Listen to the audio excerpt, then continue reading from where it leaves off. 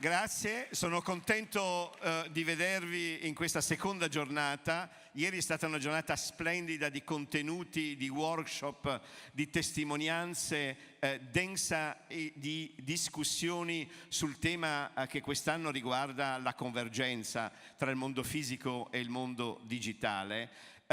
Quest'oggi vi garantisco che dovrete rimanere vivi, vegeti e svegli perché sarà una giornata altrettanto densa. La plenaria di adesso si preannuncia con testimonianze molto importanti, tra cui fra l'altro con Wine and Young, che sarà la prima testimonianza, abbiamo fatto l'edizione italiana che vedete qui del libro che lui ha scritto sulla fine dell'online shopping.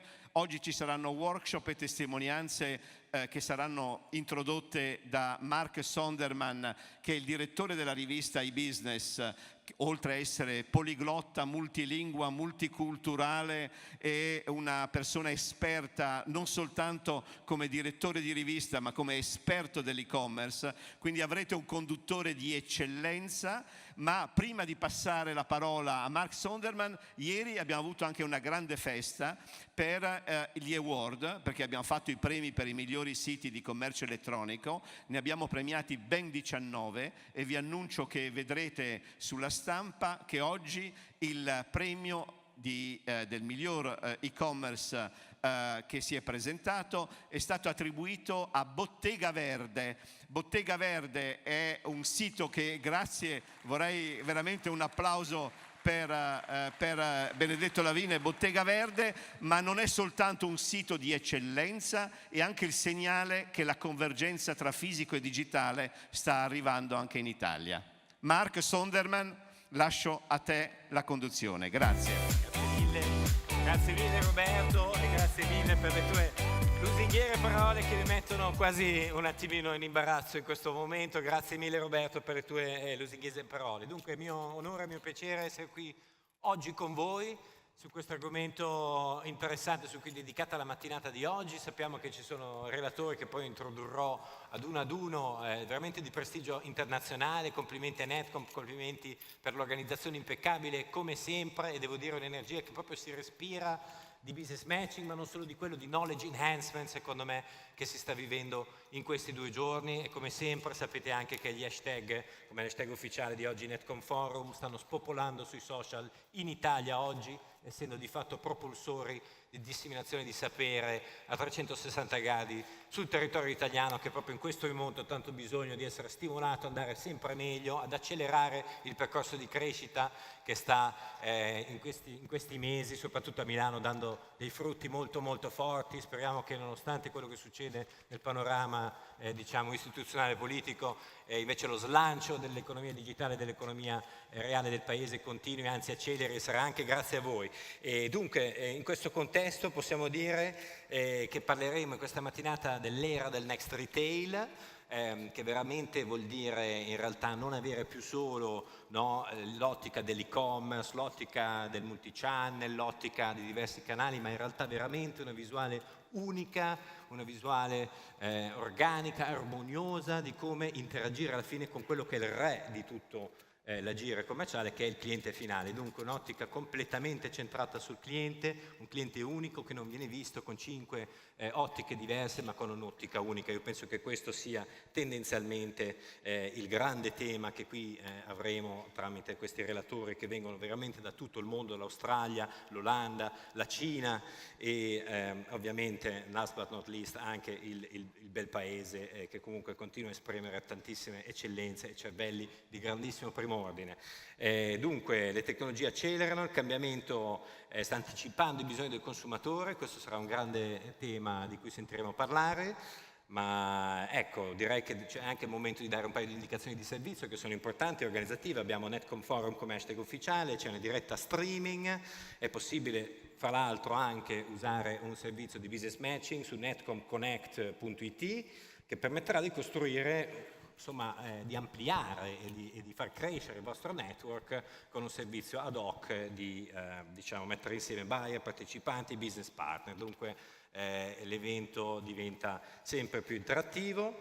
E benissimo, a questo punto qua direi che è già venuto il momento di introdurre il nostro primo relatore. Il nostro primo relatore, lo vedete già in partenza, fibbricitante, fibrillante qui alla mia destra, alla vostra sinistra, Wijnand Jongen, diciamo l'esponente di punta del sistema e-commerce in Olanda, ha creato l'organizzazione thuiswinkel.org, che è praticamente la Netcomm olandese con oltre 2600 associati, dunque una delle più grandi in Europa in assoluto, creata dal dottor Jongen.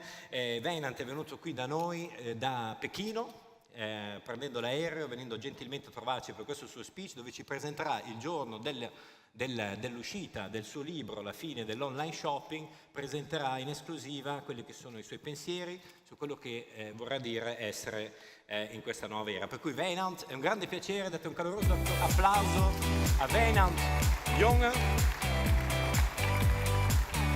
Thank you, Mark. Very welcome, Wijnand, and the stage is yours to tell us something about the end of online and what comes next. Thank you. Well, thank you so much for being here, Roberto, Lisha. Thank you for the kind invitation, Netcomm, for having me here in Milano. I'm going to talk to you about the end of online shopping. It's the book I wrote, and it takes me great pleasure to talk about the end of online shopping and the future of retail in a world that's always connected pretty much all over the world. I'm the chair of the board of directors of e-commerce Europe, representing 75,000 retailers and web shops in Europe. Also founder of the Dutch Association and writer of this book with a great introduction by Roberto Liscia. And today it's, I think it's just great that the book is being launched and published right here at this Netcomm event here in Milano. Now, the world of retail is in transformation. I think everybody understands that we are just at the very, very beginning of this big transformation of retail. All over the world, the transformation of retail is happening. Not just here in Italy, it's in Europe, it's in China, it's in the United States. And it just does not only hit the traditional retailers, it also affects online retailers. And what really is behind this big transformation is what I call the onlification of our society. And I introduced the word onlife, meaning that online and our lives are really integrating into one another. Online and offline are melting into one another, and this onlife experience pretty much we see back all over the world and all over our human behavior, our customer behavior in particular. And it's not only the millennials who are adapting this behavior. Sure, the millennials born between 1980 and 2000, they're a different kind of species. They're pretty much the me and selfie generation, if you ask me. But it's not just those people that are changing the world and the customer behavior. It's also the older people, the baby boomers and the Generation X that are really fast adapting to this new world and to this new customer behavior. And again, we basically at this whole customer behavior and this new onlification of society, the very big thing is that we, of course, have our smartphones at our hands 24/7, that these new generations are really adopting very fast, exponentially fast, as a matter of speak. And if you think about the fact that at this point in time, a new generation is born at this point in time with a totally different mindset and with a totally different way of thinking digital.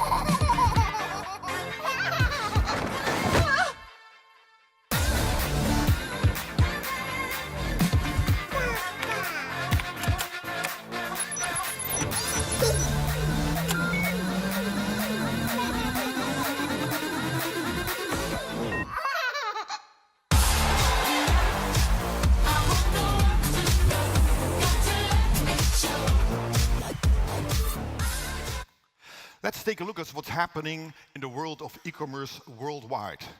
Business to consumer e-commerce is going all the way up to almost $2 trillion in 2017. That's 2,000 billion dollars in the world of e-commerce. And if we see how that is spent, then we have to recognize the fact that China, by far, is the largest e-commerce country in the world, surpassing $1 trillion in 2017, with the United States in the back of $400 to $500 billion, and then Europe arrives. If we look at Europe, we see that the European e-commerce is now growing to over $600 billion in 2017.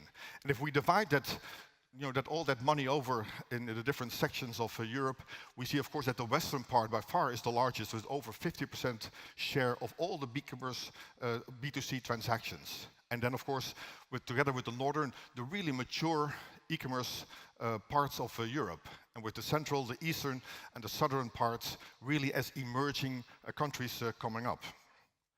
And if we dive deeper into these figures, we see that UK by far is the largest country with almost 200 billion euros. France and Germany follow at somewhere around 80. And Italy now, with 23 billion euros, is really on fast move and expecting to reach 27, according to Netcomm presentation yesterday, 27 billion in 2018. But this is, I think, is the big picture. I mean, regardless from where you come from, the big picture for online retail is going forward, reaching to between $4 and $5 trillion in 2021. And behind that is people. It's just the people that are driving the change of retail at this point in time. I dare to say that for the first time in history of retail, consumers like you and me are going at a faster pace than our companies, than retailers can follow. So we are entering a new world of what I call online retail. In this new world of online retail, I think three big trends that I would like to point out this morning. One is that online and offline are really becoming one. My kids never say to me, "Dad, I'm going to do some offline shopping," because they don't care. For them, online and offline shopping is just one. We are going to what I would say all-in-one apps, like the WeChat app in China. All-in-one apps make our lives easier, and we adopt our behavior to things that make our life easier. It's the big reason why we do stuff differently. And I think in the future, we're going to see that online and that digital is really coming in all parts of our lives, at home, at our work, and the way we are going to orient ourselves on products and services is going to change. It's going to be very much new. And retailers, online and offline, brands have to adapt to this new customer behavior. Two, I think, one of the big trends is, of course, that we saw the trend from bricks to clicks. It's still going on. And at some times, I think it has to go a little faster. But we also see the trend from clicks to bricks. And in China, O2O is the key buzzword of this year. And O2O means online to offline. But other than what a lot of people think, online to offline doesn't mean that people are just, online players are just opening physical stores. No, they are really reinventing retail. Like Alibaba's Gemma stores, a grocery store. There are now about 30 or 40 of them in China. They really reinvent retail. They let you check your lobster, where does it come from, will it be prepared. The neat thing about the Gemma stores, which I visited in Shanghai in January, is that you can not only order from outside, from your home or from your office, but a lot of people order inside the store online and then have it delivered to your doorstep, so you don't have to carry the stuff home with you, within 30 minutes in a radius of about 3 to 5 miles. Here, this is one of those pickers. They picked actually the orders in the store, they shove it in the bags, and the bags go all the way up, as you can see, all the way up to a little distribution center beside the Gemma stores. And of course, then the local servants and the distribution people, they bring it to your doorstep. Yesterday, I visited, well, not yesterday, Monday, I visited the 7 Fresh store, which is the similar concept of the Gemma stores, but then coming from Alibaba's rival, JD.com. And the 7 Fresh store is unique. There's only 2 stores now in Beijing, so they're really still experimenting. Look, they're scanning these potatoes, and right on top in the shelf, they have video screens, and you can actually see where those potatoes are coming from, where they originate from, who was the farmer. They have lots of video screens showing how the meats, for example, are being handled. Similar rolls, all the way up in the air for in-store pickers to pick the stuff from the grocery lanes and then bring it to the people who are going to distribute it back at home. And of course, fresh food is very important to Chinese people, so you can have all the fresh food you want, even in Beijing, where you can have fresh fish, because Beijing is far away from the sea. You can pick your fresh fish at that point in time, choose what you want, shove it into a bag, and of course then eat it up in the restaurant at the 7 Fresh store. Now, Amazon is trying to copy that, is trying to do exactly the same. With their acquisition of Whole Foods, they are really trying to, what I would call, play the technical integration game. They're trying to see how they can shove all the technology that they have created into a new shopping experience. So the message is that if an online shop goes into physical retail, they just do not copy-paste physical retail. They truly reinvent retail in a very, very new way. Now, third, players in the retail value chain are assuming new roles. I think that's the first big trend that I would like to share with you. Unilever, the big manufacturer of many, many brands, bought the Dollar Shave Club. The razor shave club coming from the US, now being launched in Europe. And it's their way to practicing, to seeing what online retail is all about, because manufacturers, brands are becoming retailers. The same goes for Heineken. They are behind this new online concept store, Beerwolf, specialty beers. And what Heineken really is doing is they're trying to get a feel what e-commerce is all about and how they are able to transform from a brand to a retailer. They're fully financed this concept. And then, of course, there's Google. I think Google is becoming a retailer as well. And I think they have to. They simply have to, simply because a lot of the product searches nowadays, for example, in Germany and in the US, don't start with Google anymore. They start with Amazon. And Amazon does not just have to become a retailer just out of necessity. They're also going to become a distribution partner. They already are. They are going to be a distributor for many retailers, for example, with Google Express, now delivering lots of brands and lots of grocery stores and whatnot in over 98% of the American households. So Google is not only becoming a retailer, but also a distributor. So I think we're entering a new economic paradigm of 3 different types of economies. One is, of course, the smart economy, where the big trend is that everything is becoming visual. And the new techniques and the developments really give online retailers and brands and retailers in general the possibilities to really grow visual and to really have this visualization in the websites, on the smartphones, as you can see here with these big brands. 2, of course, the visualization also comes into your home. Because let's be very frank, if you want to buy a chair or a sofa or a couch, isn't it the right spot to do that at your home? Because that's where virtual reality and augmented reality really can help you better perhaps than in a store.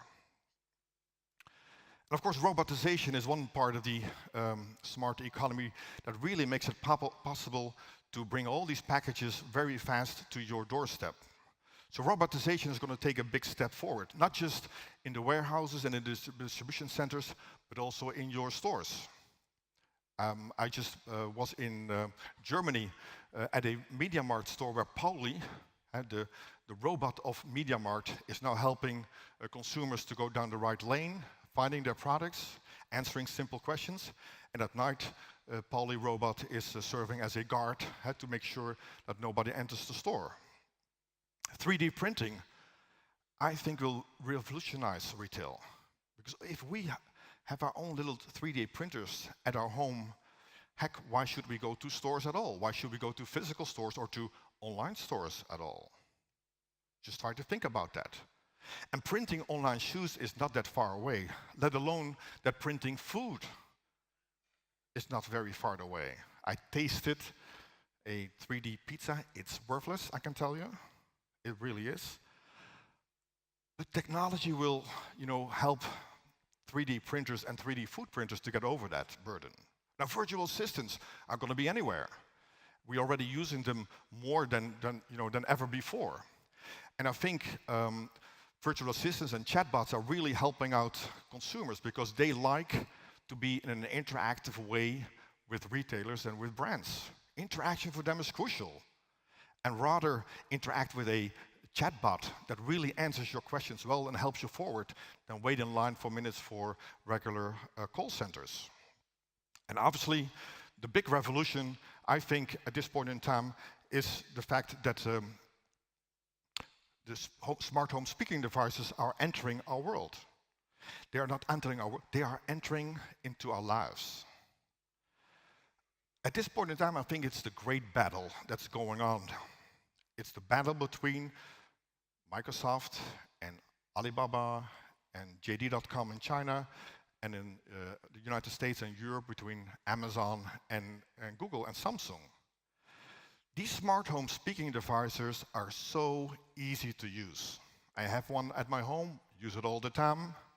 Sometimes when I'm alone, forgive me, I start talking to them because it's nice to get something back from somebody. But most of all, they're helpful. They create our shopping list. And for the companies that try to bring these smart home speaking devices into our world, into our lives, they're absolutely crucial. Because these tech players are really playing the big data game. For he who owns the interface in your kitchen, in your living room, he owns the customer. And he who owns the customer, obviously, owns the data. And he who owns the data, let that be a message of today, absolutely owns the future of retail. Now, Amazon is probably the leader at this point in time, and Google is really following up. Now, Amazon doesn't do any advertising at all, except for once a year. At the Super Bowl, they really come out, and I would like to show you this little video because it really gives you a feel, the power, not just of the smart home speaking devices, also how Amazon thinks this is crucially and important. In Austin, it's 60 degrees with a... Alexa? Amazon's Alexa lost her voice this morning, causing a Alexa lost her voice. How is that even possible? We have the replacements ready, just say the word. And you're sure this is gonna work? Yeah. Alexa, show me a recipe for a grilled cheese sandwich. Pathetic. You're 32 years of age, and you don't know how to make a grilled cheese sandwich. Its name is the recipe, you... Alexa, how far is Mars? Oh, how far is Mars? Well, how am I supposed to know? I've never been there. This guy want to go to Mars. For what? There's not even oxygen there. Alexa, set the mood. Now setting the mood. You're in the bush, and you're just so dirty, and you're so sweaty, because it's hot in that bush. Alexa, reboot. Alexa, play some country music. Oh, I don't dance now, I make money moves. No, Alexa, country music.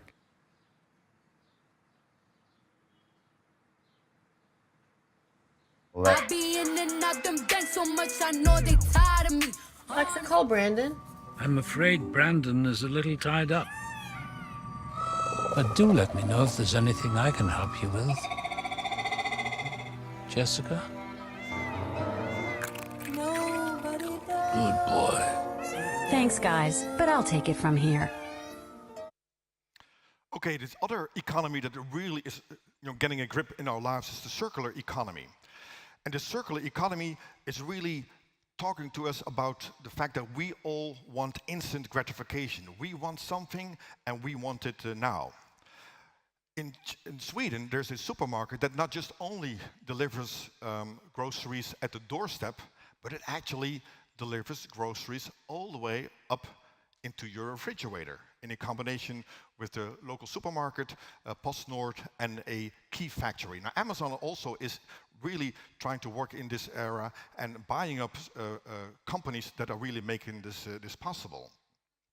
Obviously, we as retailers also have to take our responsibility because we are creating a circular mess.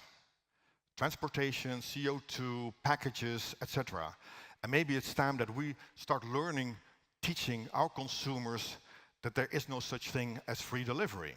And maybe create something that we make consumers aware of the fact that transportation of e-commerce products does cost money.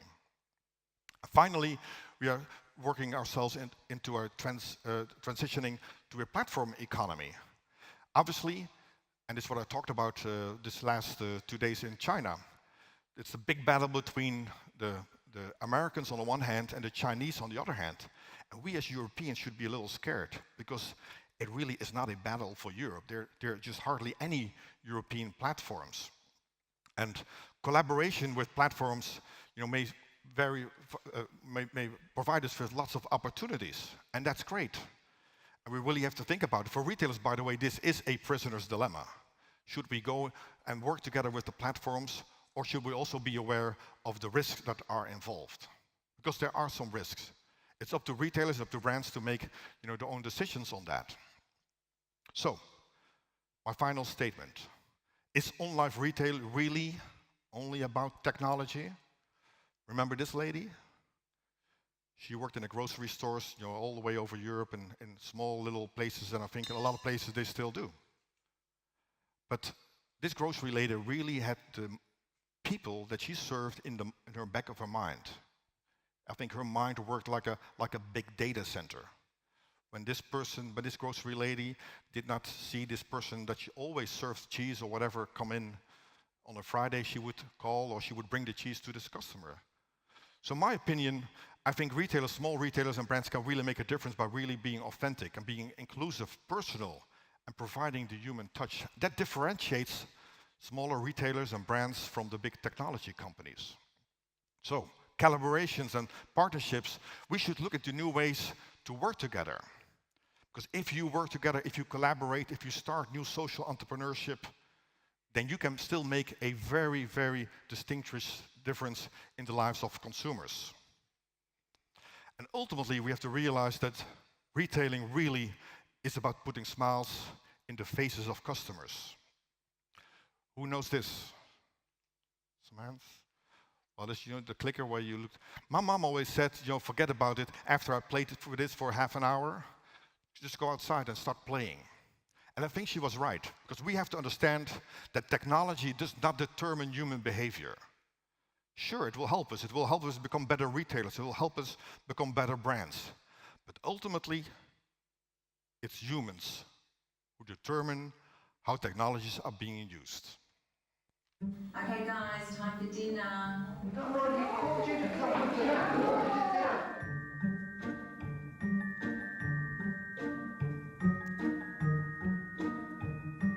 Come help set the table.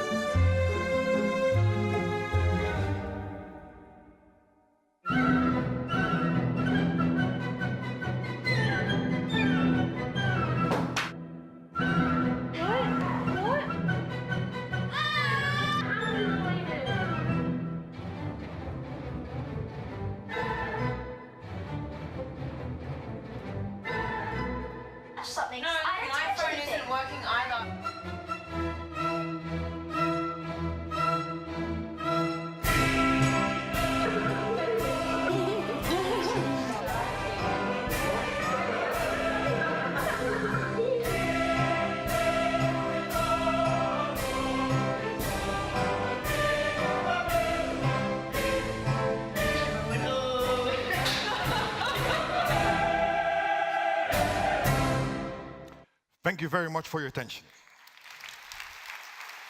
Very much.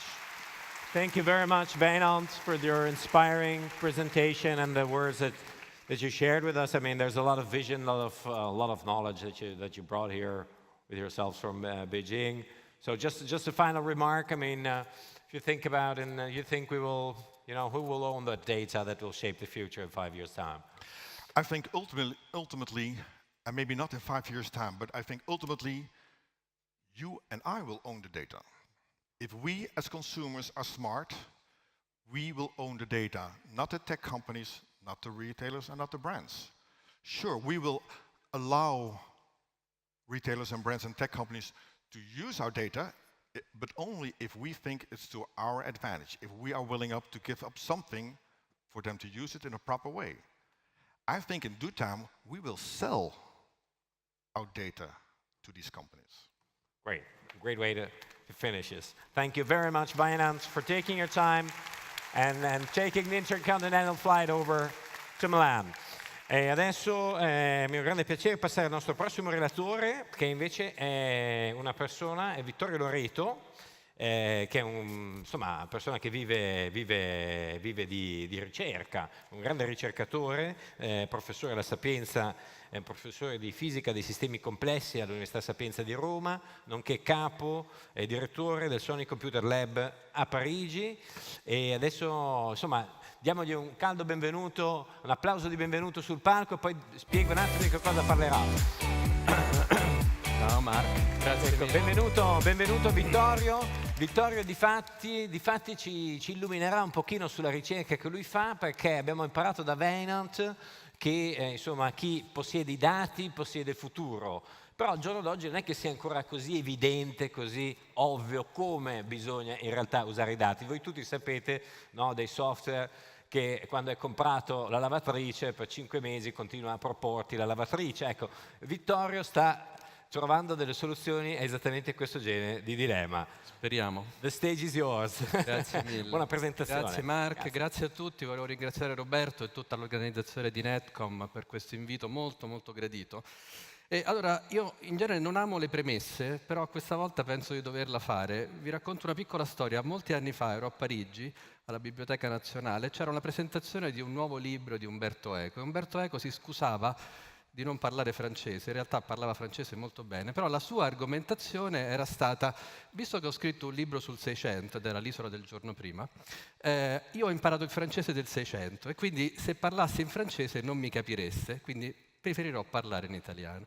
Siamo tutti a ridere ovviamente in questa cosa qui. Allora, questo per dirvi che evidentemente io probabilmente parlo il linguaggio del marketing di 2 secoli fa, e quindi non sarà chiaro probabilmente il contatto fra quello che dirò e quello che voi probabilmente fate tutti i giorni. Però cerco di raccontarvi un po' la mia esperienza e il modo in cui la mia esperienza può collegarsi alla vostra. Allora, fatemi iniziare con un piccolo giochino. Questo è un giochino che in genere si gioca in un piccolo cenacolo, però visto che siamo in un piccolo cenacolo, diciamo fra pochi intimi possiamo provare a giocarlo. Questo è un gioco proposto ormai appunto quasi 70 anni fa da Claude Shannon, statunitense, il padre della teoria dell'informazione. Lui aveva in testa l'idea di misurare quant'è complesso il nostro linguaggio. Il gioco era molto semplice, adesso io l'ho adattato all'italiano e il gioco funziona così. Immaginate di aver letto questa frase e insomma chi l'ha letto riconoscerà un incipit di un racconto di Calvino e il gioco adesso è cercare di ricostruire il testo successivo indovinando un carattere alla volta.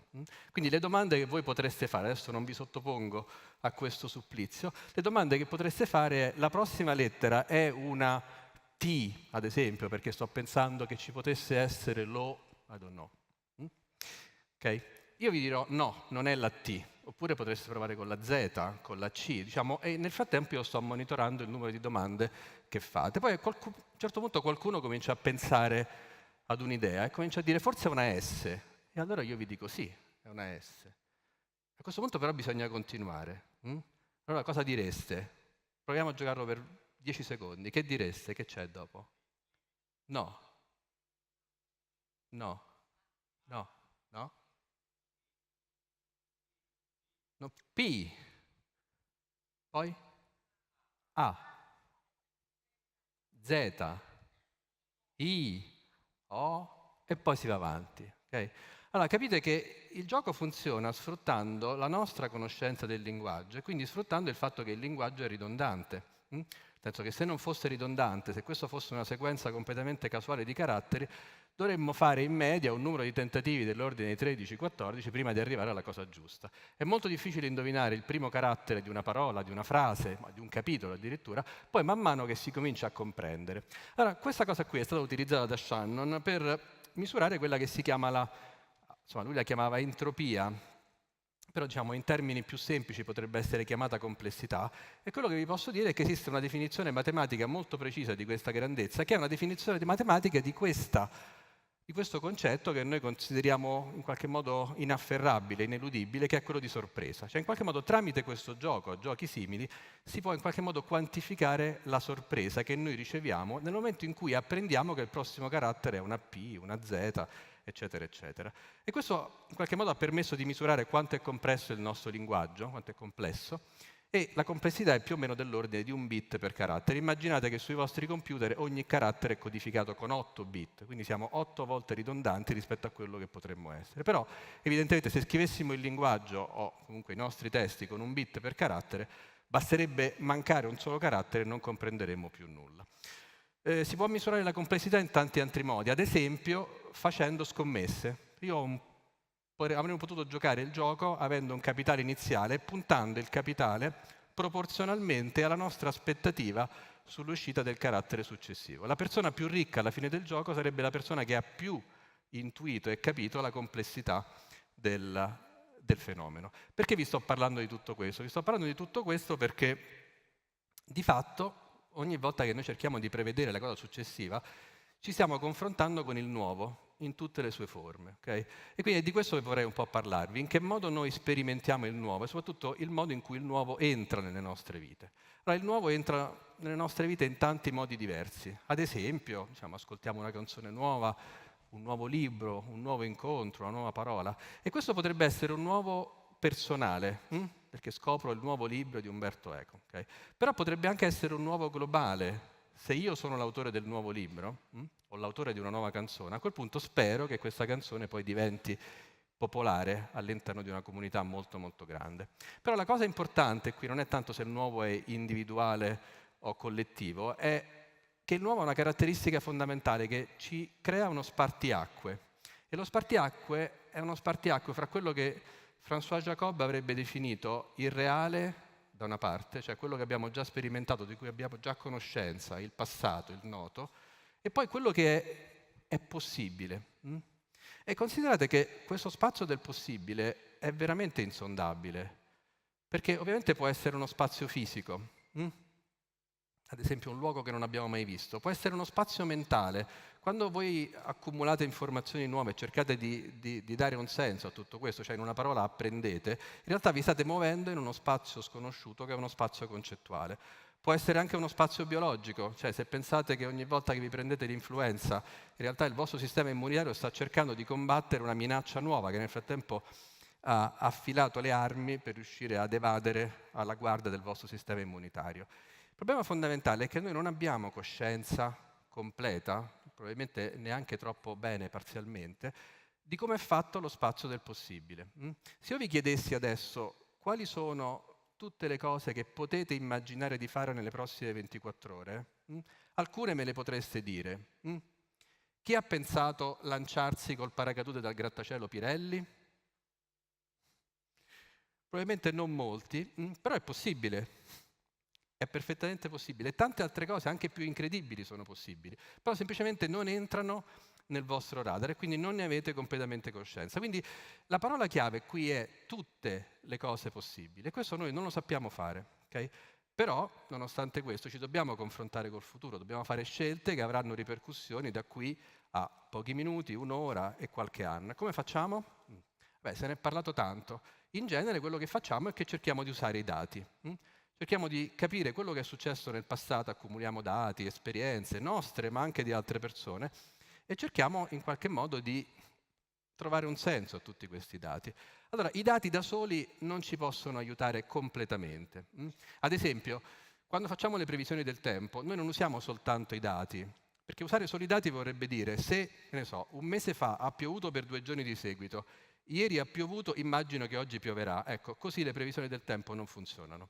Perché il sistema è talmente complesso, nel senso del linguaggio di prima, che in realtà non esiste neanche in miliardi e miliardi di anni una sequenza simile a quella che vedremo da oggi in poi. Quindi quello che dobbiamo fare è cercare di usare la nostra intelligenza e costruire un modello, che può essere un modello matematico, un modello simulato al calcolatore, e tramite questo modello, magari anche con l'aiuto dei dati, cerchiamo di proiettarci nel futuro e immaginare quali potrebbero essere le conseguenze.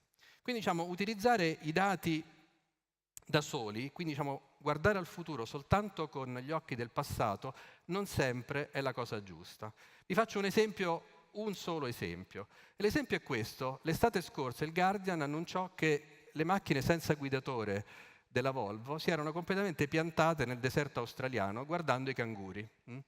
Sapete, queste macchine hanno un sistema di intelligenza artificiale dentro, un sistema di machine learning che gli permette di riconoscere oggetti che si parano davanti ed evidentemente trovare delle scappatoie. Davanti al canguro, diciamo, queste macchine sono bloccate. Diciamo, ovviamente le macchine sono svedesi, allenate davanti ad alci, caribù e questo tipo di animali. Il canguro era qualcosa di completamente strano. Tra l'altro è tecnicamente strano perché il canguro salta.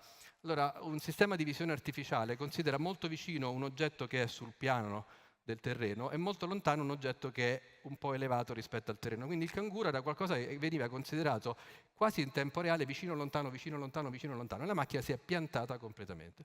Questo per dirvi che se vi fidate soltanto di quello che avete appreso e non fate un minimo di proiezione sul futuro, rischiate di piantarvi un po' come le macchine Volvo. Adesso la Volvo ha annunciato che probabilmente nel 2020 riuscirà a trovare una soluzione, ma questo è oggettivamente un problema aperto. Cioè, come si fa a gestire qualcosa che non si è mai visto prima?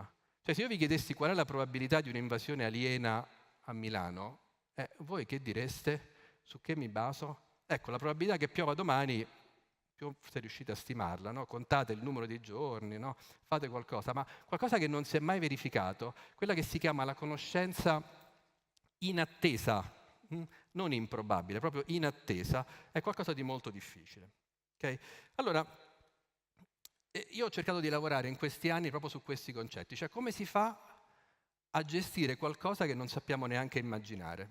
Questo è un po' il ruolo della scienza. Quando gli scienziati parlano fra loro, parlano sempre di qualcosa di cui non sanno assolutamente nulla, che sembra un po' da cialtroni, però in realtà è una cialtronaggine che spesso porta da qualche parte. Allora, c'è questo concetto di adiacente possibile che è stato proposto qualche anno fa da un biologo statunitense, Stuart Kauffman. L'idea dell'adiacente possibile è che ovviamente stiamo cercando di immaginare come è fatto lo spazio del possibile. Lui diceva, l'adiacente possibile sono tutte quelle cose che io posso raggiungere dallo stato in cui mi trovo adesso, semplicemente facendo un piccolo passo. Ora, ovviamente lui non specificava quanto lungo dovesse essere questo passo, però diceva che era possibile da adesso, cioè considerando tutti gli ingredienti, tutte le risorse che io ho a disposizione in questo momento. E la cosa carina di questo spazio è che è uno spazio che si modifica man mano che noi lo sperimentiamo, lo esploriamo. Okay? Vi faccio un esempio. Supponete di essere il puntino rosso e tutti i puntini bianchi sono i puntini della rete che voi avete già esplorato, tranne il puntino verde. Poi vi muovete in questa rete, potrebbero essere persone che incontrate tante volte. Poi a un certo punto incontrate la persona verde e quello che succede quando incontrate la persona verde è che è come se ci fosse una parte dello spazio completamente nuova che voi non potevate neanche immaginare un attimo prima e che in quel momento si sta aprendo. Quindi incontrate una nuova persona e tramite quella persona avete potenzialmente accesso a tutti i suoi amici, alla sua rete di conoscenze, eccetera, eccetera. E non è una cosa che potevate fare prima, da questo punto di vista c'è un prima e un dopo, la dinamica è un po' gerarchica. Poi evidentemente oltre questo ci potrebbero essere altre persone o altre possibilità di cui ancora non avete coscienza, ma che si potrebbero aprire soltanto se sperimentaste qualcosa di nuovo. Okay?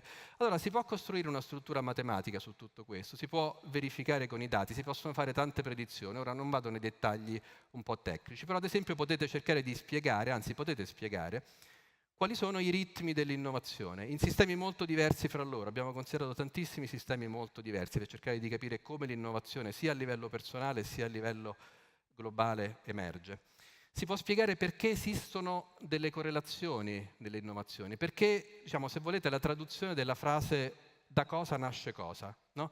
Voi immaginate che vi succeda qualcosa di nuovo e poi a un certo punto succederà qualcos'altro e non sembrano completamente scorrelate, effettivamente non lo sono, e si vede nei dati e si riesce a riprodurre nel modello. Si riesce ad esempio a riprodurre il fatto che ci siano delle ondate, cioè il fatto che voi non ascoltiate soltanto Mozart e Beethoven, implica in realtà che ci sono nuovi cantanti e nuovi artisti che si affacciano sulla scena e diventano improvvisamente iperpopolari, salvo poi andare nel dimenticatoio poche settimane dopo. Cioè il fatto che ci siano queste ondate in realtà si riesce a spiegare in questo modo. E una delle cose carine di questa spiegazione, è che si ritrova in tantissimi sistemi diversi, è il fatto che potete spiegare tutto questo immaginando che le persone, dal punto di vista comportamentale, abbiano essenzialmente due strategie.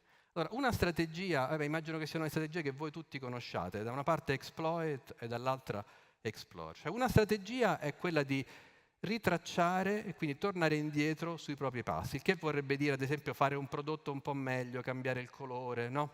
Diciamo, cambiare un po' il fenotipo di quello che state producendo. Oppure ci potrebbero essere i veri innovatori, quelli che cominciano una strada completamente nuova, cominciano una nuova avventura. Ecco, quello che si legge dai dati è che tutti i sistemi che noi conosciamo funzionano in qualche modo all'interfaccia fra queste due tensioni. Okay?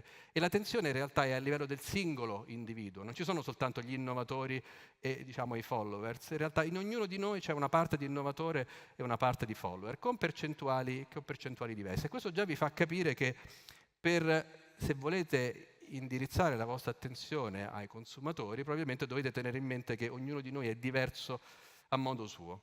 Quindi una cosa su cui stiamo cominciando a ragionare, ma vi dico, insomma, la nostra ricerca è veramente qualche anno lontano rispetto a quello che probabilmente si vedrà, è nuovi tipi di sistemi di raccomandazione. I sistemi di raccomandazione sono talmente ovunque che non sappiamo neanche come sarebbe il mondo se non ci fosse un sistema di raccomandazione. E questa è una delle difficoltà. Però una caratteristica fondamentale che hanno i sistemi di raccomandazione, qualunque essi siano, è il fatto che in realtà ci consigliano qualcosa che ci è piaciuto nel passato o è piaciuto a qualcuno che ha i nostri stessi gusti. Quindi in realtà ci consiglia in qualche modo di avere un atteggiamento di exploit, cioè di ritracciare dei cammini già tracciati nel passato. Non è particolarmente interessante perché questo tende a chiuderci in quelle che adesso si chiamano echo chambers, anche dal punto di vista politico. No? Noi tendiamo a parlare soltanto con persone che la pensano più o meno come noi, abbiamo evidenza di persone che la pensano come noi e quasi mai diciamo di altri, perché i sistemi ci portano in questa direzione. Allora perché non provare invece a scomodare le persone, cioè farle uscire dalle loro comode poltrone? Gabber parlava delle comode poltrone. Come si fa a fare uscire una persona dalla comoda poltrona? Ovviamente se la poltrona su cui la vogliamo spostare è troppo scomoda, è chiaro che non funzionerà. Quindi l'idea di questi nuovi sistemi di raccomandazione è quello di spostare le persone, farle uscire di pochissimo, leggermente fuori rispetto a quella che potrebbe essere la loro zona di comfort. Ma la zona di comfort è diversa per ognuno di noi.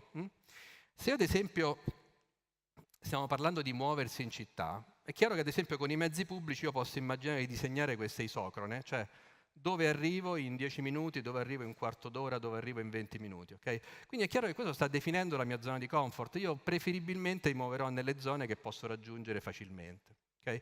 Ugualmente se ci muoviamo in uno spazio ad esempio di gusti cinematografici, è chiaro che io posso avere i miei gusti. Ora io veramente non mi piacciono i western, ma insomma immaginiamo che la mia zona di comfort siano i western, leggermente di meno diciamo, i film d'azione o i thriller, ma è chiaro che diciamo, se voglio andare verso l'horror non posso andarci così direttamente. Quindi l'idea di tutto questo in qualche modo è che è impossibile fare dei salti grossi, bisogna comunque muoversi su questo spazio adiacente possibile, quindi proporre ad ognuno qualcosa che sia leggermente off, quindi leggermente fuori rispetto a quello che lui ama e pian piano cominciare ad allargare il suo spazio adiacente possibile. Quindi questa è una cosa che ovviamente si fa da un lato dal punto di vista matematico, ma dall'altro utilizzano tantissimi dati circa i reali utilizzi. Vi dico un paio di questioni aperte, sono tre essenzialmente. Allora, il primo e questo è importante un po' per tutti, anche per la nostra consapevolezza, come è fatto lo spazio del possibile? Riusciamo ad averne un'idea? Riusciamo a tracciarlo anche in maniera approssimativa? In maniera precisa non ci riusciremo mai, però in maniera approssimativa sarebbe interessante.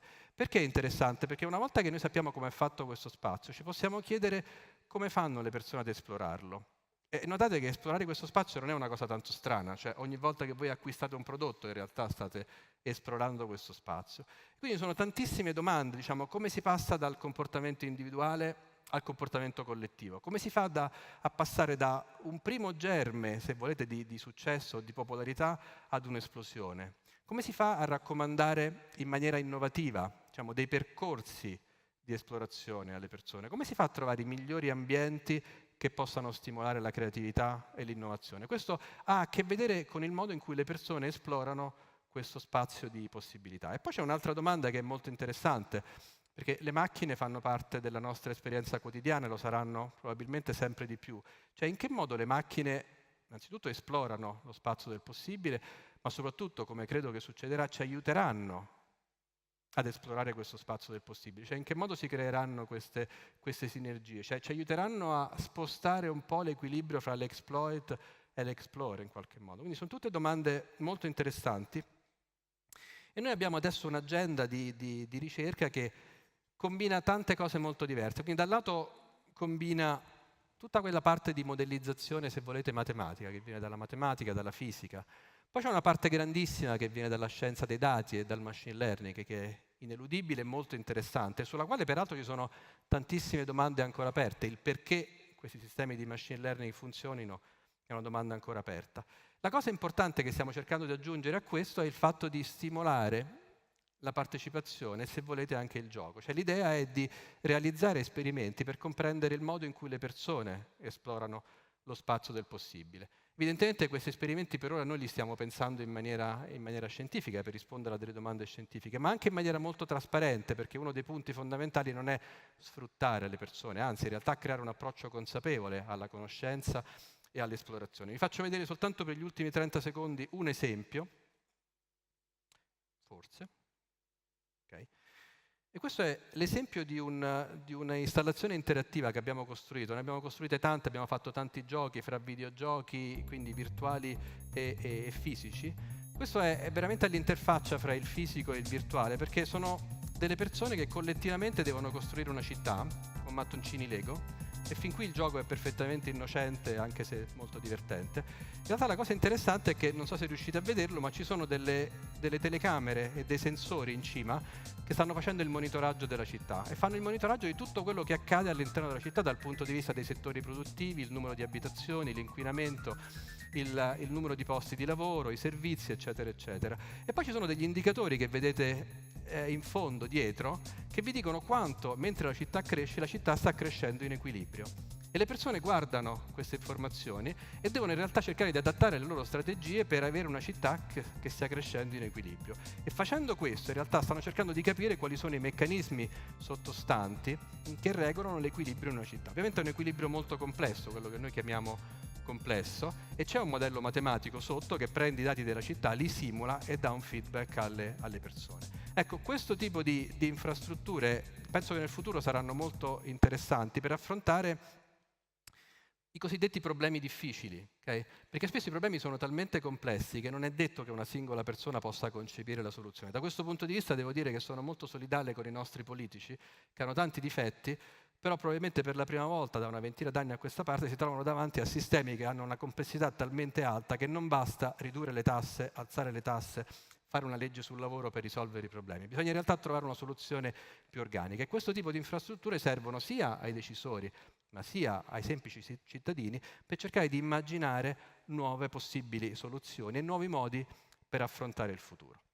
Io mi fermerei qui, ho parlato anche forse troppo, vi ringrazio per l'attenzione. Grazie. Grazie mille. Complimenti Vittorio, grazie mille. Grazie, Marco, per le tue osservazioni. Mi hanno detto che dobbiamo metterci un pochino più al centro perché ci inquadrano meglio.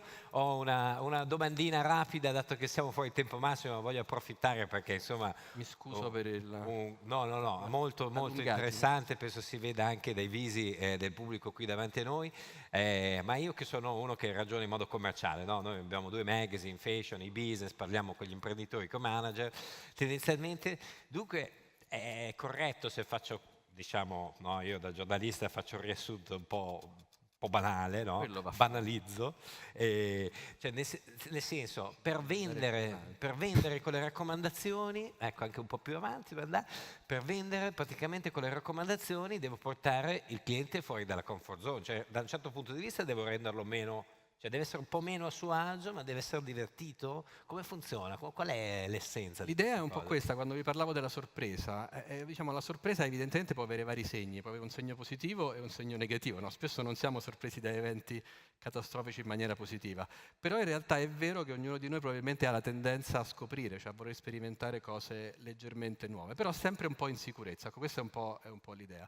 Ovviamente ci pensiamo per i sistemi di raccomandazione in ambito commerciale, però ci pensiamo un po' in generale, cioè in che modo noi cerchiamo le notizie, in che modo verifichiamo le notizie, in che modo prendiamo decisioni su tutta una serie di cose che sono fondamentali per la nostra vita. Ecco, avere un sistema che sia da un lato trasparente, ma dall'altro stimolante, penso che sia una cosa interessante, piuttosto diciamo, che rimanere con dei sistemi che in qualche modo ci ingabbiano e ci costringono e poi forse diciamo, ci permettono di prendere decisioni in maniera meno consapevole. Cioè in effetti è il momento di cambiare passo e puntare su qualcosa, di tollerare un po' più di insicurezza in modo positivo, giusto? Assolutamente sì, assolutamente benissimo, sì. grazie, Grazie mille Vittorio, grazie ancora di aver condiviso anche quello che la scienza adesso sta creando come nuove frontiere e nuovi percorsi che noi tutti dovremo a nostra volta esplorare.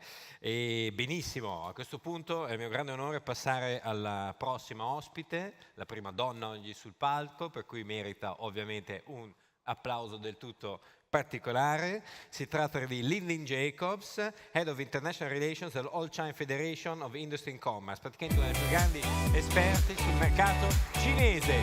Very welcome. Welcome, Lin. Thank you very much for Thank being you very here with much us. for having me. It's a great privilege for us to have you here. You took it on you to come to the beautiful city of Milan from the beautiful and great country of China. You're one of the leading world experts on digital trends, the Chinese population, and on beauty. So there's nothing else I can say on this. The stage is yours. Thanks for being here. Thank you very much. Thank you. I just take the custom, so I thought I'd copy the clipboard. Buongiorno Milano, ni hao Milan. Thank you for having me.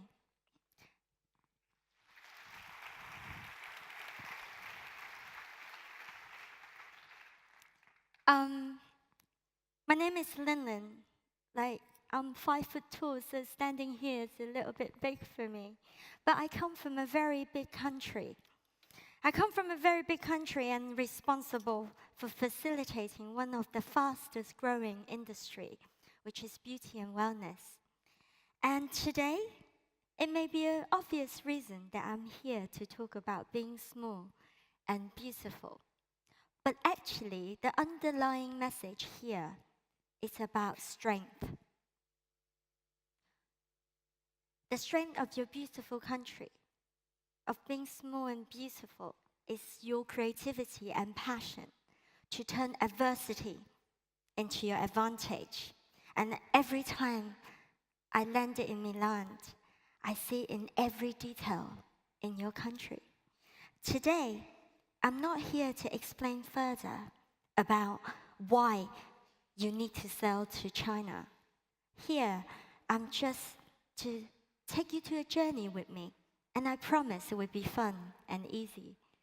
To have a deeper and different angle of understanding to your target audience, my people. So, do you like my watercolor? So, I want to thank my colleague who last night translated all of my English text into Italian. And please bear with me that my Italian is really poor, so I'm going to speak English. We have about 50,000 Chinese characters. A total of about 20,000 listed in most dictionaries. And you need about 5,000 to speak the equivalent, to read the equivalent of the New Yorker. And then you need about 2,000 Chinese characters to read gossip magazines. But you need none to shop at Tmall and e-commerce. All you need is Google Translate or any other translation apps. And there comes to understanding our characters are pictograms. So that means we are hardwired to something that is bold and vivid. So we are extremely curious. We are looking at very bold and happy expressions and outgoing personality on shopping. So if you look at us in terms of today, we have a lot of examples from China that the young consumers are young, very young. As young as 16 years old, they start shopping for beauty products. They're fearless, they're open to all kinds of technologies and messaging. They're open-minded. At the same time, they're extremely multitasking. Do you know that 25% of internet shopping is actually made while they're watching television? Very good at multitasking. 13% while they're listening to music or radio, and 7% while they're eating. Because we don't use knife and forks, we use chopsticks with one hand. So therefore, I think it's really important to know that we're extremely curious, and curious brings in the facilitation of curiosities require us to be extremely advanced and convenient. So, just now we mentioned about WeChat. I bring no cash and no card when I'm walking down the street because I have my mobile. So if you look at the numbers, we have the most advanced cross-border payment technology. So the Italian e-commerce, in terms of market value, we're looking at 24 billion euros. So what we're looking into is WeChat payment is going to be extremely convenient for Chinese shoppers outside of the country. Meaning that if I go to Australia right now, which is happening already, that I pay with my WeChat, and the local merchants will receive their local Australian dollars. So this kind of payments will go across 13 currencies and then 25 countries and regions around the world by the end of the year. That's what we're planning to. Why 25 countries? Why do we want to go in so many different countries? Because we are the nation of diversity. So go back to looking at our language. We have about 200 dialects, 56 indigenous minorities. So I look Chinese, but there are many, many other Chinese people that looks very different from me. If you can speak 4 dialects, you can marry me. But you don't need to speak much. You need 10% of Mandarin to chat in Chinese Tinder. So it's a very, very open-minded language. But there's one thing that you will like to know, is most of our dialects and our words are almost like onomatopoeias, meaning that the words that sounds like what it means. So that means that, like our pictographic counterparts, pictures and evokes emotionals, and we are extremely sensitive in nature because of the built-in emotional sort of evocative side to our own language.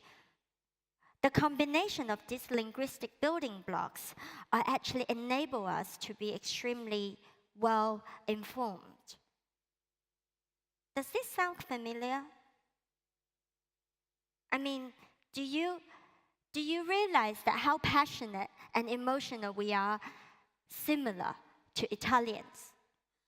If you understand, just try to learn one of the 200, and you will realize how similar that we are. So I hope later on you will see our similarities a little bit further. In a way, we also have different behavior in terms of looking at connecting, because language itself connects us. But we have different generations from young to old that looking in terms of connections, way of connecting. So the young people, if we look at born before the 1970s, actually looking into using social media to stay in touch with their family members and friends. And then the younger one, like post-90s and millennials, are looking into more like relief daily pressures, building up self-confidence. And that comes into the way of connecting each other. It makes us, build communities. And what kind of community your Chinese consumers are building right now is thematic. Because unlike Italian, we don't have one singular official religion. I learned all kinds of religion studies since young. So my community are not from churches. My communities are actually from my lifestyle, who I hang out with.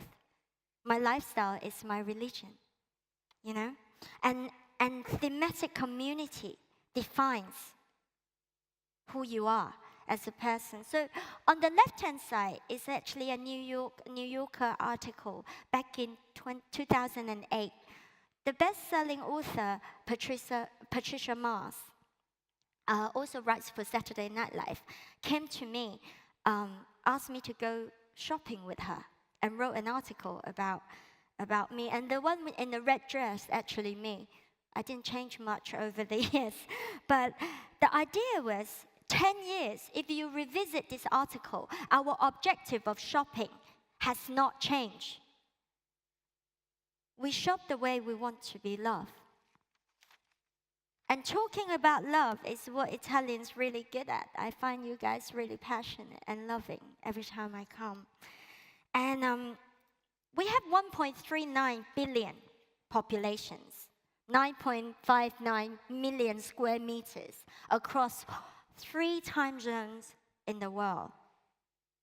But China is the only country that I would recommend you can give a go at long-distance relationships, because we have only 1 time zone. So you can call her up, or call your boyfriend up on the other side of China, and you wake up and sleep at the same time. Maybe it works, I don't know. But the idea is about looking at love. We understand that the way that China works so efficiently is because the way we design time. And that's one of the reasons why that you can see a lot of same approach with designing time to design our policies. So talking about love between men and women, or men between same sex, or women between same sex, the idea is looking at their shopping behaviors. And the shopping behavior online, what they listen to, what they see. Social media acts in an important, even more important for men to purchasing any goods.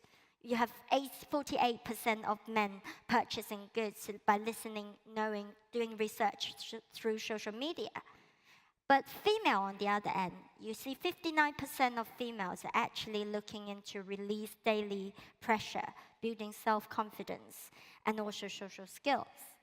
And these are the things that give us quite an important insight, which is an important opportunity for men's market. In my opinion, in Italy, you have the best looking man in Europe. Can I get a round of applause on that? Thank you.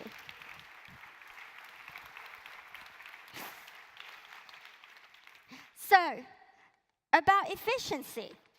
What do you do? This is what happened every 60 seconds in China. Okay? We are fast, but we also extremely smart. We use a lot of apps. They are Chinese apps. They are advanced adaptations of many from the West, and actually localized into Chinese apps, and we operate shop in them. And also there's some fun facts that you may not relate to, such as we drink about 416,000 bottles or cups of hot water every 60 seconds. So if someone can serve me hot water later, that would be amazing. And the next thing we need to look at is the barbaric numbers. You know, we have a lot of We have a lot of purchasing numbers that we look at logistics, packagings, and innovations on experience. But what is consistent? How can we see the consistency in a rapid developing, sort of changing market? These are the three questions that I would like you to ask if you have a brand that will entering China. Considering if you are consumers, you're going to think three major questions. Is this product right for me? Is this product authentic? And is this best value in this category? Understanding habit building is really important. It's about different kind of people applying different things on their face, going to work, and I think this requires some research. But ultimately, we want it fast, we want it reasonable and considerate. Live streaming and also getting your product feedback is a very, very good tool. So my family business is an expo. It's almost like the equivalent of Cosmoprof in Italy.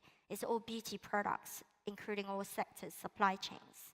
But the difference is among 2,000 exhibitors, we have a lot of key opinion leaders on site to live stream products, to talk about the product, to get the brand to understanding more about feedbacks on those products.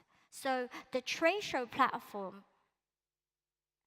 in China is also changing. It's becoming more on a learning and communicating omni-channel manner. The mannerism of communicating is way more open and more diverse than what it was before. So that comes, what is the opportunity for Italy? We have a lot of Chinese tourists in Milan buying bags and bags and bags of luxury goods. And their name is called Daigou, meaning they specialize in procurements, they specialize shopping for people in China. But don't forget the recent policy that China has decreased, meaning lower a lot on our import tax. I mean a lot lower. So the gap will be bridging. So the Daigou, the people who actually purchase, who make money out of the price difference, their role will change too.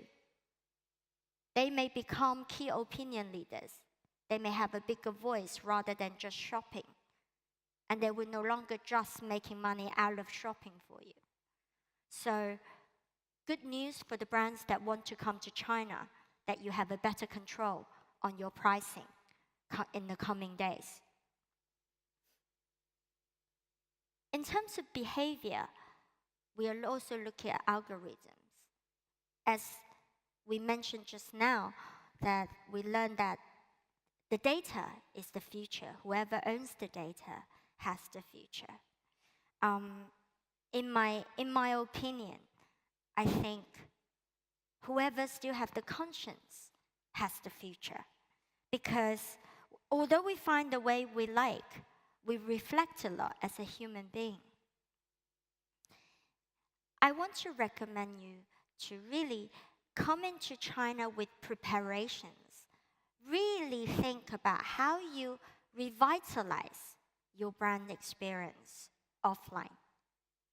How you optimizing all this mobile technology that we have.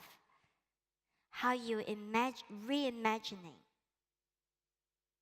your experience and your loyalty programs. How you bring your community and grow your community. At the same time, how you connect all channels. And these are really important for you to really think about it before you come. Well, we had the numbers just now. Chinese consumer is one of the largest, if not the largest, global economy right now. And we shop a lot, it's true. But does it mean that you just dump everything in us? You just throw everything at us. We have done that. We bought everything in the past 15 years from the West. But if you're still looking for a one-night stand kind of relationship for consumer goods, please don't come in. Please think about the morning after. Please think about something further. Build a better relationship with us. Be considerate, because we are very, very much similar, like you. We reflect your brand values. We reflect our lifestyles. We have very strong conscience of who we are. And I really appreciate every time I come to Milan, I feel like I'm being respected, because everyone that I encounter has been really considerate and remember almost every details that it's such a great experience to be here. And I want you to know that you and I are unique individuals, but so is everyone else. And I hope you understand that being here is my privilege to learn about all of you. And thank you so much for having me. Thank you.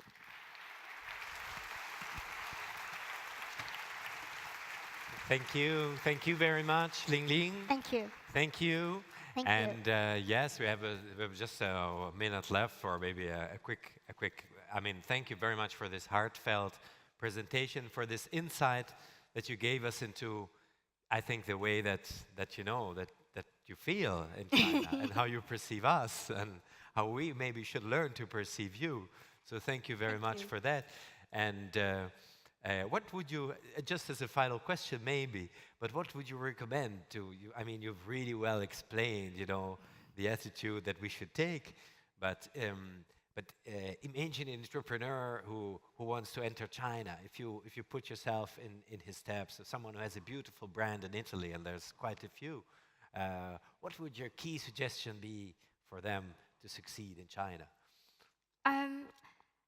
I think it's very important for any small and beautiful brands to be open-minded but subject to change.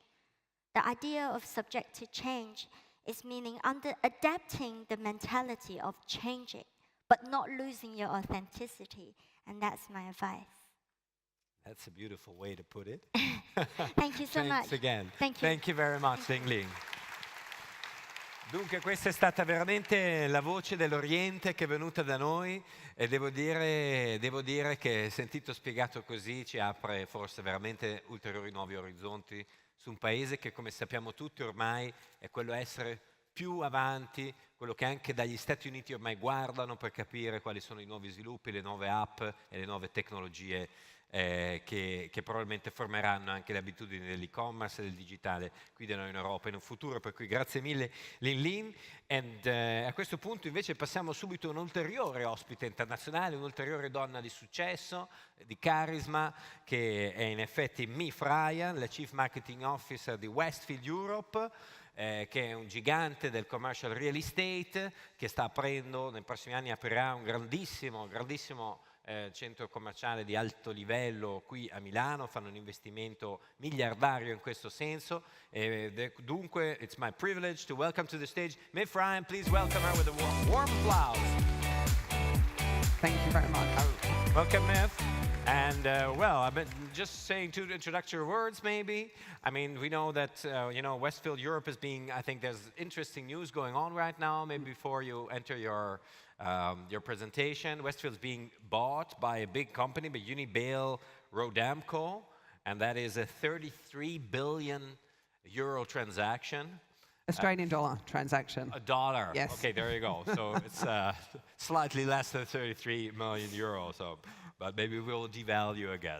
So we'll catch up with the rightfulness of that exhortation. Well, I mean, there's big numbers going on. It's a big investment that you're doing in Italy, and I think the stage is yours to explain what's going on in your overall marketing view. Thanks you for very being much. With us. Thank you very much. Good morning, everyone. Forgive me, this will not be in Italian. This will be in English. Can I just get a show of hands as to who has visited a Westfield shopping centre in the UK? Excellent. And on a show of hands again, love it? or hate it? Love it? We'll go with love for all of them. Wonderful.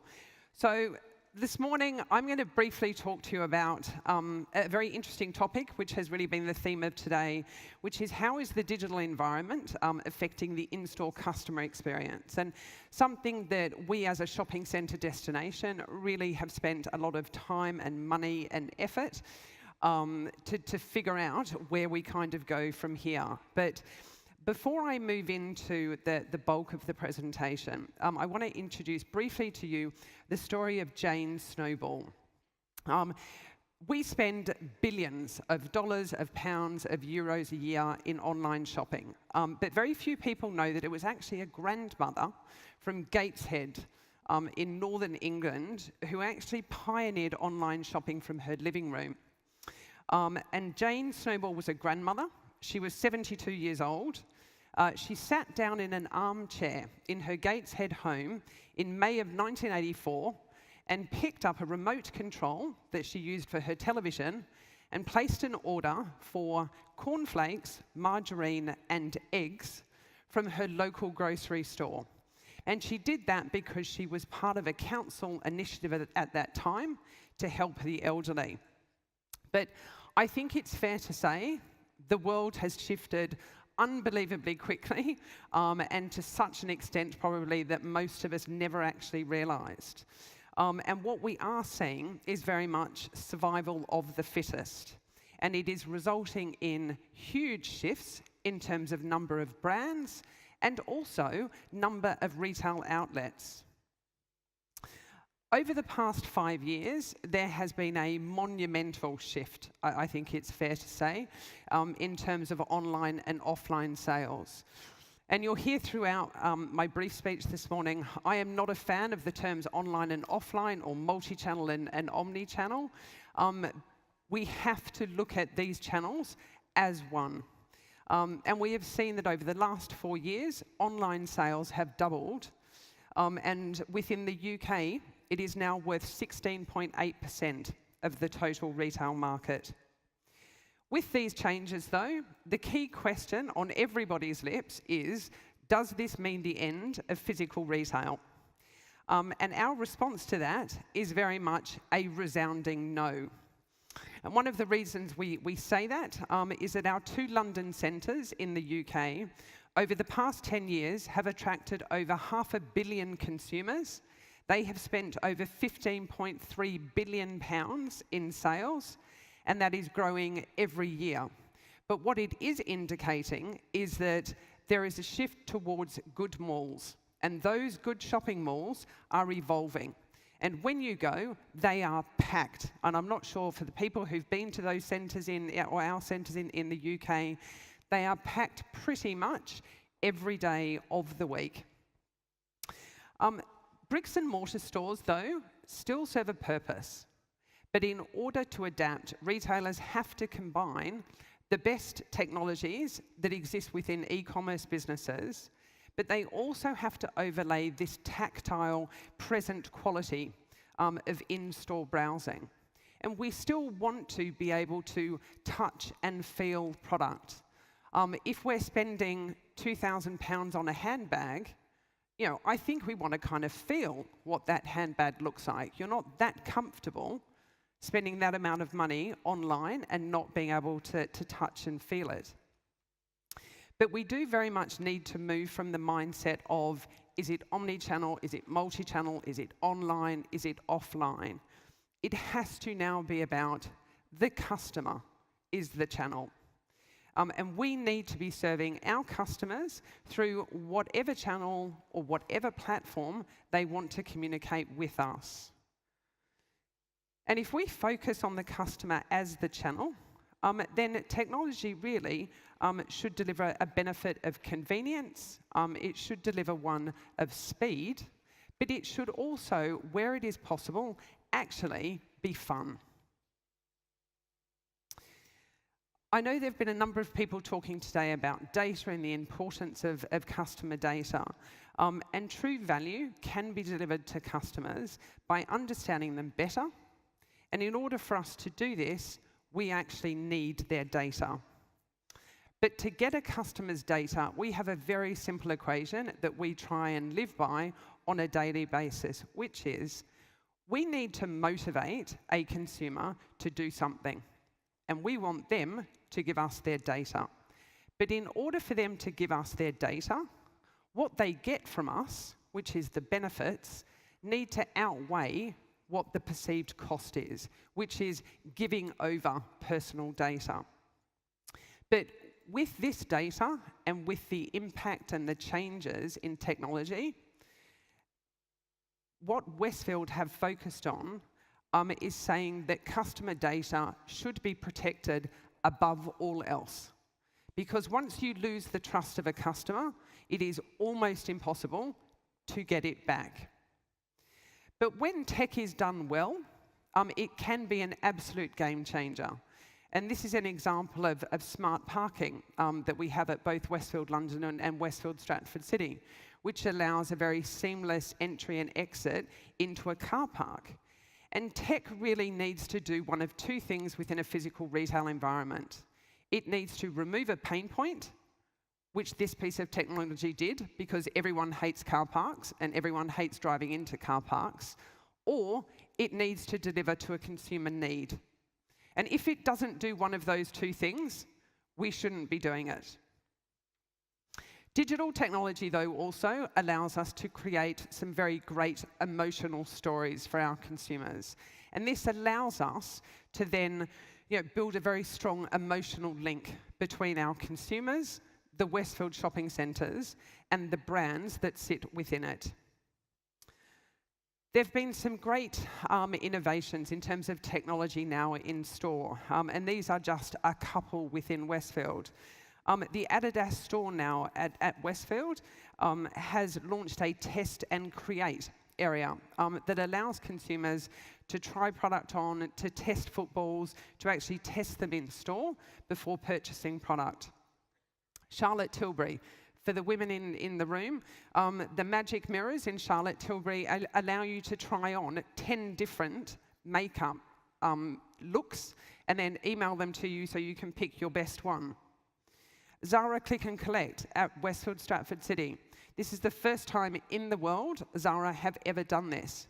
And they have allocated now half of their first floor at Westfield Stratford City purely for online click and collect pickup.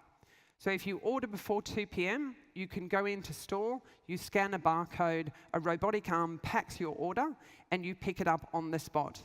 And they can do 2,400 orders per minute in store. And within both Westfield shopping centres, we have created click and collect areas where consumers can actually order through retailers in the centre, but also other retailers such as ASOS, and pick product up in store. And with this ever-changing world, we are actually now seeing a lot more movement of historically pure-play online retailers now moving into physical shopping centre destinations. And some examples here. Amazon have taken some space in one of our centres in the US. Misguided, a pure-play fashion online retailer, now has a store in Westfield Stratford City. Bowden has recently opened at Westfield London. And Loaf will be opening shortly at Westfield London. And these online retailers are taking physical spaces now to be able to create the brand equity that will build that relationship with consumers. But we do firmly believe in the physical future. So much so that we have a development pipeline of over 3 billion euros, of which about 1.5 billion euros of it is sitting on a development site we have in Milan, just outside of Linate Airport. Yes, online sales are growing. No one will argue with that, and I certainly won't argue with it. But we do also see that physical sales are growing alongside of that. We do firmly believe that physical space provides a trading advantage over our digital rivals. But in order to create that trading advantage, we have to focus on creating a sense of place. And in summary, that sense of place really is delivered through creation of a true destination. We no longer can build it and people will come. It is not just about going shopping. Destinations that we've created in London and also in the US have been created through the expansion of things like food and beverage. That has grown by over 50% and now accounts for 25% of the total centre sales. And to wrap up, who would have thought 10 years ago that we would be selling cars within a shopping centre environment? But we now have car sales of over £100 million a year through both of our London assets. So thank you very much for your time. It's been a real privilege being here. Thank you very much. Well, thank you very much, Miff. We have another 5 minutes for a little Q&A, and I think you surely deserve the prize among all of our distinguished speakers because you've been on the spot using your 15 minutes. So thank you very much also for this. And well, you know, talking about the center that you're opening in Milan and all of your other centers, I mean, it's very interesting from your point of view, you know, seeing the online retailers now opening physical spaces. You mentioned some, you know, pretty impressive examples. What is it that distinguishes those online retailers that do this? I mean, what is their attitude? What is the special value that they create in their stores apart from brand equity? What is it that you see? I think they are really taking a very similar approach to Westfield in saying the customer is the channel, and these customers now want to be able to communicate with these brands in a platform that isn't pure digital. They want to be able to go into store and they want to be able to, you know, see what these brands are actually creating and what do they stand for and what does it mean for me as a consumer. And it's these brands really that are breaking through and going into this physical space, which, you know, we hadn't seen before. And you would probably not welcome them if they were not traffic bringers, right? Exactly. Yeah. They can't come if they don't bring traffic. How much traffic do they bring? Quite a lot. Yeah, obviously I'm trying to get some hidden secret figures. And yes, so basically, I mean, this is the new revolution taking place, right? And probably, you know, in the future, you probably expect more tenants like this in your We would. Malls, right? I mean, 12 months ago, we only had Misguided. Now we have Misguided, we have Boden, we have Loaf, we have other retailers who are looking at our spaces. But I think what we will see is these online retailers will come to, you know, the biggest assets in the biggest cities. So they are very much focused on those iconic flagship assets, which is what we obviously have in London and hopefully now, you know, across other European cities as well. And what is it? I mean, it's really true. It's a survival of the fittest. You know, we see a lot of malls disappearing, malls being refurbished or otherwise abandoned. You know, in the US, there's a big history of abandoned malls all over the country. Yep. And some people were even talking about the so-called apocalypse of retail, right? That's one of the buzzwords. It's probably now a little months overdue, but it's still being heard. And so what is it that does a shopping mall exciting, and how do you ensure that it remains like that? It really has to be about the creation of this destination. I think if shopping centre owners think that people will just come because it's there, consumers have a lot of other ways that they can spend their money. They can spend it online, they can spend it doing something, they can spend it travelling. So to really get people into a shopping centre destination, it has to be more than just shops. And that's why our focus very much is about creating the experience through events, through entertainment, through food and beverage. We have bowling, we have cinemas, we have casinos in our shopping centres. So it's so much more than just retail now. And just, you know, one final question, because we've all been confronted, you know, the ominous date, as you being, Chief Marketing Officer for Europe, the ominous date of May 25th lies just a couple of days past. Yep. And we all have been confronted with, you know, GDPR and compliance. And at the end of the day, it's all about what you said, right? Yep. The new equation, you know, have to create value for the consumer. Yep. Has to be more value than cost. And how do you ensure that your consumers have more value than cost out of your marketing activities, digital-wise? Really, the big thing for us is actually trying to find out as much as we can about them. Because we get value from consumers and retailers get value from consumers by being able to give them more of what they want. You know, I don't have children, so don't send me information about kids, but I love buying handbags, so send me information about handbags. So, you know, our focus has been about really knowing these people so we can create a much more personalized one-to-one relationship with them. And so you're pretty sure that you were able to do that, right? We have so many lawyers working with us on GDPR compliance, I can't begin to tell you, but always room for improvement, I'm sure. It's been a great couple of days for lawyers, actually, yes. Thank you very much. Thank you very much, Miff, for joining us. And actually, Miff is from Australia. Miff è australiana, per cui abbiamo avuto un altro continente con noi oggi, oltre all'Asia e l'Europa. E a questo punto direi che è il momento di presentare il nostro ultimo ospite, last but not least, il nostro ultimo ospite della serata, che è Thomas Müller, un grande passato, insomma anche nella grande mela, 20 anni negli Stati Uniti, per cui portiamo anche un'esperienza di un tedesco che ha lavorato all'apice del marketing digitale degli Stati Uniti per 20 anni, oggi è a capo insomma, di una parte di regioni di cui fa parte, un numero di regioni di cui fa parte anche l'Europa per Lyft, se non sbaglio, non vorrei dire una stupidità, no, per Fjord, scusate, che è l'agenzia che fa parte di Accenture, la prima agenzia che è stata comprata da una delle Big Four, agenzia creativa di Customer Experience. Thomas Müller, un grandissimo esperto di Customer Experience, ci dirà qualcosa dal suo punto di vista, come si crea una Customer Experience ingaggiante. Heartily welcome, Thomas Müller, thanks for being here with us. Grazie mille.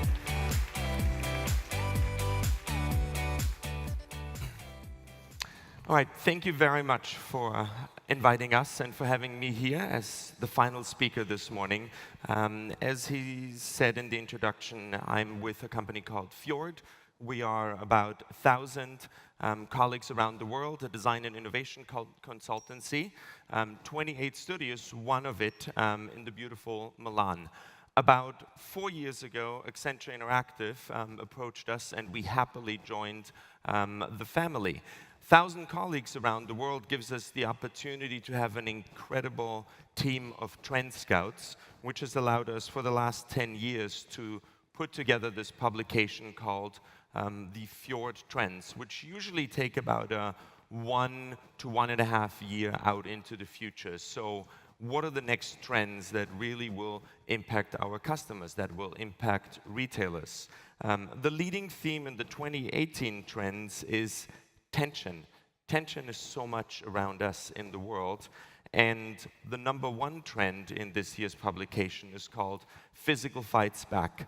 And given that we are at a retail-focused conference, I'm going to unpack this trend a little bit more for you.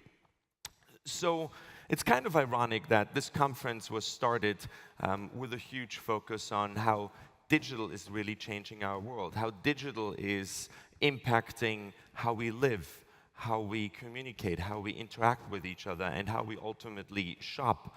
Fast forward in the year 2018, we are at a time where we are facing a significant backlash, anywhere from too much time on our screens, increasing rates of people feeling extremely lonely, all the way to a research study late last year out of the University of Florida, a direct link between an increase in suicide in young teenage girls and too much screen time. There is a backlash against digital, and it is a huge opportunity for physical to really take a forefront. But it is not one versus the other. What we really are seeing is a converging of both. Digital, at the stage where it is today, is really blending and powering physical experiences. So when you dive into this notion of physical fights back, we see 9 micro-trends across the 3 major phases of the retail experience: attracting consumers, supporting them during their purchase, and ultimately building a long and meaningful relationship subsequently. So when it comes to the attraction, one of the most powerful aspects is obviously trying to use the level and the sophistication we have reached with artificial intelligence, with analytics, with understanding social profiles of customers, to get to the heart of undisclosed desires. What is it that we really want to offer our customers in a meaningful way? Macy's has taken the notion of just-in-time, contextual, location-based value through digital to a level whereby when I or when she as a customer walks either by or walks into a Macy's store, the offer, the added value that is provided is not generic. It is a highly customized, personalized experience to her based on her recent shopping behavior, but also based on other contextual data. The feedback that Macy's is seeing with this approach so far is really, really encouraging, and it doesn't surprise us. The next micro-trend that we are seeing, and some of the other speakers before referenced IKEA and pointed to augmented and virtual reality, is what we call live and live before buying. So what this really gets at is augmented reality allows us to really pre-visualize, and more importantly, when you connect it with social channels, also share how would this chair, how would this table be in my living room, be in my bedroom, and leverage what the brand, in this example, IKEA, offers with trusting the opinion of your friends, your family, or your loved ones. Really, really high engagement for brands like IKEA. Some of the work that we as Fjord and Accenture Interactive are doing with the world's largest window maker, Velux, with the hard decision of, am I going to open up, tear up my roof and install roof windows, which is an expensive decision, and it's usually a hassle. Pre-visualizing daylight through augmented reality has given Velux an enormous sales lift. The next micro-trend in this attraction phase is what we're calling crowdsourcing intelligence. Nordstrom in North America has really taken the fact that customers, and especially in a retail and a fashion context, want to co-create their relationship with the brand and want to really have a sense that as she or they are carrying and wearing the brand, they actually are contributing to it. So it's a different nature of a relationship. Nordstrom has taken that into their digital content strategy and is really focusing on data and behaviors that their customers leave behind. On a regular, daily, weekly basis, the content and the topics that really soar on their primary website drive their activity on their really, really popular Instagram account. And then to build this further, the activity on Instagram is actually informing purchasing behavior, merchandising decisions, all the way to which items that are trending and are really creating a lot of engagement should be where placed in the store. So really crowdsourcing intelligence to drive and influence the entire experience. Now, when it comes to sort of like the second big part of the three-part wheel, purchasing, being in store, one of the big shifts that we are seeing is we all have been focused so much on the customer experience, on the client experience for the last many, many years, but really companies are expanding, not shifting on the employee experience, but they're taking the employee experience, the colleague experience, the associate experience, finally as important as the experience of a customer.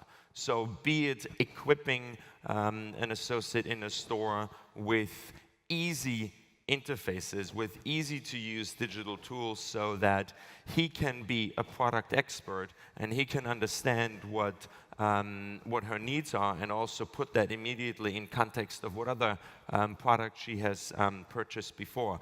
Apple was very early on clearly a leader when they introduced the Apple Genius bar. So really providing new forms of assistance that is also human and that is meaningful and empathetic is a strong form that we're seeing when it comes to the shift of the role of the employee. Now, the emphasis on physical in a digital world has obviously come up quite a few times throughout this morning, and we also see the physical presence as an incredibly important micro-trend in this fight that physical is pushing very strong to come back into our lives. And even digital brands like Airbnb, the world's largest hotel operator or experience provider without owning a single physical asset, has expanded their approach to actually include physical experiences, to create curated experiences when you are in a city and you step into either someone's home or an apartment that they have invested in order to create a place for people to stay. The role that Airbnb plays suddenly is, as a digital player, inserting themselves into that physical experience, another evidence that physicality matters. The next micro-trend within the purchasing experience clearly is this emphasis. It was one of the keywords at the opening of this morning, the frictionless journey. Amazon Go has been mentioned a few times. There's obviously clearly other evidence in China, be it any of the Alibaba stores. Even a few months ago, at the beginning of this year, the MediaMarkt brand in Germany and Austria experimented with how, in a consumer electronics and white goods retail environment, can a frictionless journey make a difference. We happen to have a design studio in Seattle, so the day the Amazon Go store opened, we sent the whole team down there to have fun, to explore, but also to report back. And the most astonishing piece of feedback was, it was non-eventful. It was kind of, I expected something so big, but that was actually the magic.